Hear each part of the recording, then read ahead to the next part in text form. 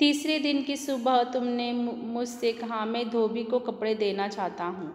देखो 2 दिन बीत गए, अभी तीसरा दिन आ गया, अभी अतिथि जाने का नाम नहीं ले रहा, अभी उसके कपड़े धोना होगा। तो तीसरे दिन उन्होंने लेखक को ये धोबी यानी धोबी को कपड़े देना चाहता था। यह आघात यानी चोट, प्रहार अप्रत्याशित था और इसकी चोट मार्मिक थी। मार्मिक यानी मर्म स्पर्शी थी। तुम्हारे समीप की वेला एकाएक यो रबर की तरह खींच जाएगी। सामीप्य यानी उसकी जो सीमा है, यानी ये निकटता। सामीप्य यानी निकटता, समीपता की जो वेल एकाएक रबर की तरह खींच जाएगी, इसका मुझे अनुमान न था। पहली बार मुझे लगा कि अतिथि सदैव देवता नहीं होता, वह मानव और थोड़े अंशों से राक्षस भी होता है। किसी लॉन्ड्री पर दे देते हैं, जल्दी धुल जाएंगे। मैंने कहा, मन ही मन में एक विश्वास पल रहा था कि तुम्हें जल्दी जाना है। कहाँ है लॉन्ड्री? चलो चलते हैं, मैंने कहा और अपनी सहज बनियान पर औपचारिकता कुर्ता डालने लगा। कहाँ जा रहे हैं? पत्नी ने पूछा। इनके कपड़े लॉन्ड्री पर देने। मैंने कहा, मेरी पत्नी की आंखें एकाएक बड़ी हो गई। आज से कुछ बरस पूर्व उनकी ऐसी आंखें देख मैंने अपने अकेलेपन की यात्रा समाप्त कर बिस्तर खोल दिया था, पर अब जब वे ही आंखें बड़ी होती है तो मन छोटा होने लगता है। वे इस आशंका और भय से बड़ी हुई थी कि अतिथि अधिक दिनों ठहरेगा।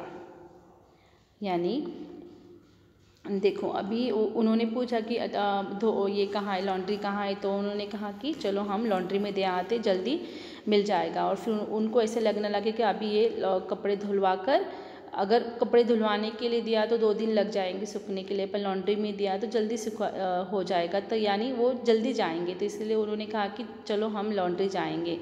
और फिर वहाँ लॉन्ड्री जाते समय उन्होंने अपने बनियान पे कुर्ता पहना और फिर जाने ही वाले थे, तभी तक वो पत्नी ने उनको पूछा कि कहाँ जा रहे हो हम? तो उनकी पत्नी ने उनकी आंखें एकाएक बड़ी कर दी। तो आज से कुछ उनको याद आ गई कि अपनी पत्नी की आंखें कब बड़ी होती थी, कि जैसे आज से कुछ वर्ष पहले पूर्व उनकी ऐसी आंखें उन्होंने देखी थी कि अपने अकेलेपन की यात्रा समाप्त कर बिस्तर खोल दिया था, पर अब जब वे ही आंखें बड़ी होती है तो मन छोटा होने लगता है। वे इस आशंका और भय से बड़ी हुई थी कि अतिथि अधिक दिनों ठहरेगा।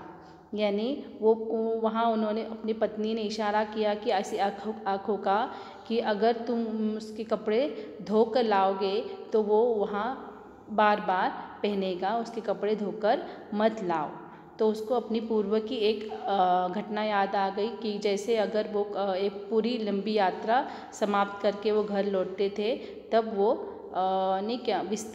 बिस्तर खोल दिया था। बिस्तर यानी जो सामान उन्होंने लेकर गए थे वो खोल दिया था, तब उनकी आंखें वो बड़ी हुई थी। और आशंका निर्मूल नहीं थी। अतिथि, तुम जा नहीं रहे, लॉन्ड्री पर दिए कपड़े धुलाकर आ गए और तुम यही हो।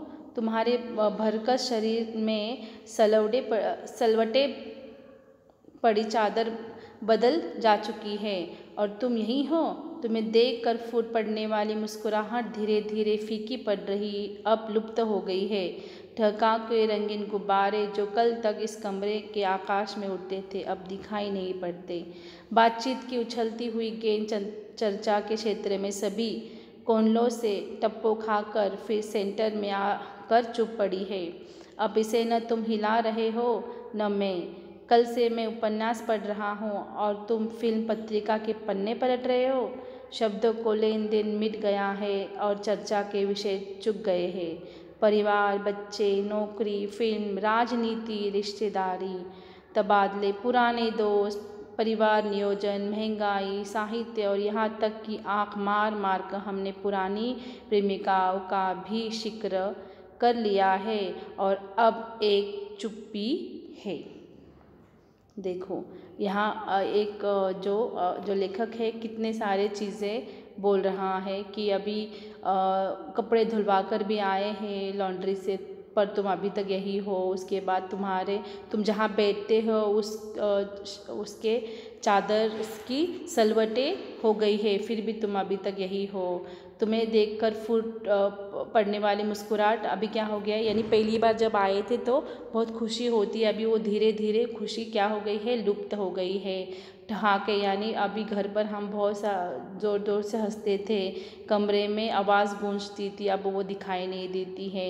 बातचीत की उछली हुई गेंद चर्चा के क्षेत्र में सबा कोनलों से टप्पे खाकर सेंटर में आकर चुप पड़ी है। यानी हम घर पे आप नहीं थे तो हम लोग बहुत बातचीत करते थे, तो अभी वो कहाँ गई है। अभी से न तुम हिला रहे हो न मैं। कल से मैं उपन्यास पढ़ रहा हूँ और तुम फिल्म की पत्रिकाएं पन्ने पलट रहे हो। शब्दों का लेन देन अभी मिट गया है, यानी अभी वो अतिथि और वो एक दूसरे से बातें भी नहीं करते हैं। एक चर्चा विषय चुक गया है। उसके बाद हम हमारे परिवार, बच्चे, नौकरी, फिल्म जो भी है हम हमारे साथ जुड़े हुए, यहाँ तक कि आँख मार मार कर हमने पुरानी प्रेमिकाओं का भी जिक्र कर दिया है और अब एक चुप्पी है। यानी जब अतिथि आता है तो उसके घर में अगर ये है क्या आ गया तो फिर वो एक बोझ सा बन जाता है हमारे, वो हमें मतलब अच्छा नहीं लगता है, ऐसे लगता है वो कब जाए।